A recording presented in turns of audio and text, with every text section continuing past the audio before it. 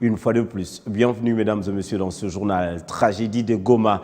Le président de la République a exprimé sa colère et son effroi lors du Conseil des ministres de ce vendredi. Félix Tshisekedi a instruit les membres du gouvernement à tout mettre en œuvre pour faire la lumière sur les circonstances de ces événements tragiques.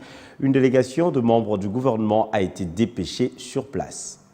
Le président de la République s'est exprimé avec colère, effroi et consternation après avoir appris le décès le 30 août 2023 de près d'une quarantaine de compatriotes brutalement fauchés au cours d'une manifestation dans la ville de Goma de suite d'une intervention des forces de l'ordre. Cet événement malheureux ne peut que faire l'objet d'une forte désapprobation et d'une forte condamnation tant elle est incompatible à la vie en démocratie d'une part et d'autre part à la mission constitutionnellement dévolue aux forces armées.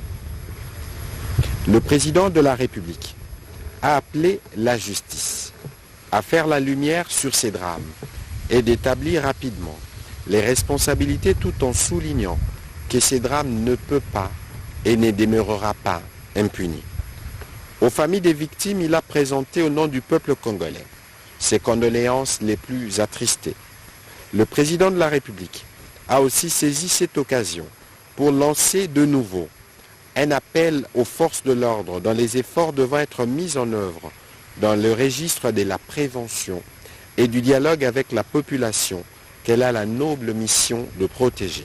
Enfin, il a instruit le vice-premier ministre, ministre de l'Intérieur, Sécurité et Affaires coutumières, le vice-premier ministre, ministre de la Défense nationale et ancien combattant, ainsi que la ministre d'État, ministre de la Justice et garde des Sceaux, de lui faire rapport dans le plus bref délai sur les circonstances qui ont mené à cet effroyable drame et pour que très rapidement des sanctions sévères puissent être prises contre tous ceux qui ont été responsables de ces tristes événements.